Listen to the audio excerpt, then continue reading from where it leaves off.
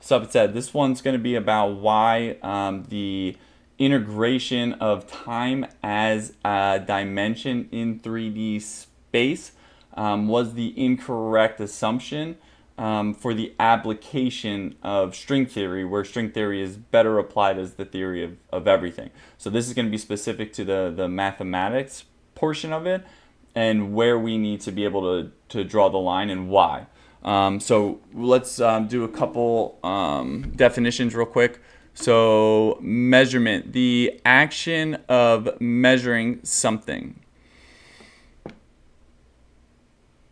Okay, similar, the size, length, or amount of something as established by measuring. A unit or system of measuring. Okay, because what we need to realize is that the measurement came before the mathematics, right? So Schrodinger's cat. This is a classic example of there's a cat in the box and, it's alive or it's dead, right? So I got a little coffee in here. I shouldn't do it, but I'm going to rinse it off. All right, so let's say the alive cat is black and the dead cat. Actually, we'll go red and green. That would make sense, wouldn't it? Alive and dead, right? So alive cat, dead cat in a box. And Schrodinger said the cat is neither alive nor dead till we look at it. So that's essentially that the measurement doesn't exist until we look at it. And that's kind of where quantum mechanics goes wrong, right? That's the incorrect assumption.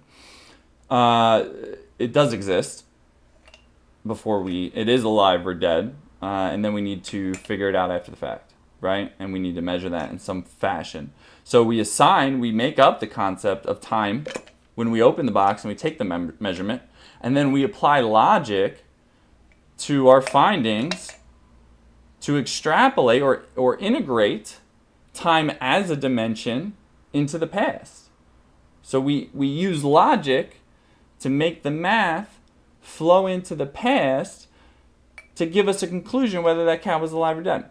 Now, if I open the box and the cat's dead, it was probably dead before. It might have been. I don't know. But we can do more to figure that out now, right? We can do an autopsy, figure out what happened, why it died, yada, yada, whatever. And also, if you took the measurement before you opened the box and the cat was dead, it's gonna be dead when you open it. For sure. I'm sorry. I should have had my other glasses on. No, this is still expert opinion. I'm sorry. This is still interpretation expert opinion. If you open the box and the cat is alive, it had to be alive before you opened the box. Unless there was a mommy and a daddy cat in there, right? Like, logically. So this is where we have to, again, put the logic before that. We have to stop trying to add on logic to make the math make sense. We have to pull the math back to the logic. So string theory is a wonderful mathematics theory that allows us to integrate and derive between measurements and rates of change.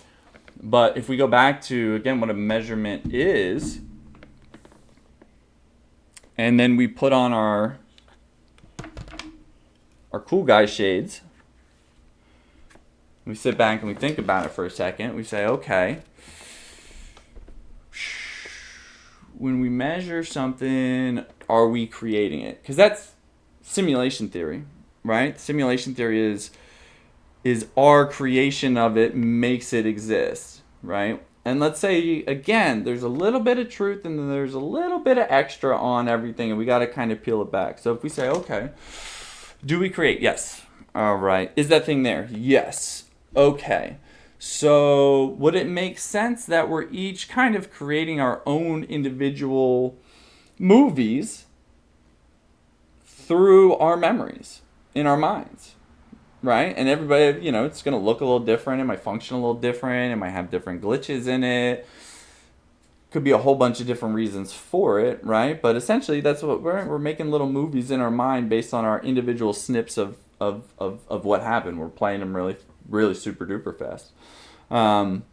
So, okay, that kind of makes sense. So our singularity does have its own fourth dimension of time. Tracking. We're with it. All right. It's just how those things interact. So the false assumption that Einstein made or didn't make and couldn't say, again, I don't know, because again, I think he laid it out there for us. It's teed up for us to knock out of the park. But the assumption that time itself interacts with space, again, guys, does that make any logical sense to you? Put what you see before what you're told.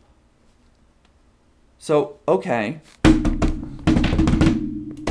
Real. Stuff there. Definitely. Movie. Pictures. Yeah. Okay. This all kind of makes sense. So, is simulation theory right? Yeah. We each make our own simulation in our memories. That's what enables us. That's what enables cats to be able to fall on their feet. That's what enables a dog to be able to grab a ball when you throw it to him, right? That's what makes my dog probably snap his teeth way too fast and then the treat hit him in his nose. I don't know. It's probably a judgment of time, the ability, how good you are at it, all that kind of stuff. We wrote down the numbers to try to backtrack to what we're seeing. And if we slow down a little bit and take a look at it, it's very, very obvious. All right, is there anything I missed on this one? I don't think so. String theory is right as long as you apply it to everything and pull back the interwoven time assumption. Again, time, conceptual, useful, real and imaginary, right? Like, I mean, there is a present moment. That's real. You can't define it at t minus 0. Because again, we said zero is a concept, an imaginary concept. It's not a real integer. So if we talk about measurements are going to be, they have to be essentially real integers. They have to be real integers for them to be applicable to the real world. Okay, and so we have to just kind of take that everything that we're able to measure is an imbalanced system. Because if a system was perfectly balanced, your rate of change over time would be 0. So any perfectly balanced system cannot be measured. Any perfectly balanced system cannot be measured. You're starting with a 0. A 0 measurement is no good. A measurement is a rate of change. This is the relation back to how Terence Howard kind of exposed. Again, Terence Howard is just using logic first, math second. And Eric Weinstein kind of went, oh, wait a minute. I see it. I can't. You're not giving me the words that I need, but I kind of see it. I'll do another one specific on what was said. But again, if you can kind of peek out, if you could just crack the lid a little bit on Schrodinger's box without anybody knowing, right? What's your logical assumption? Is that cat both alive and dead? Or one or the other? You decide. Much love.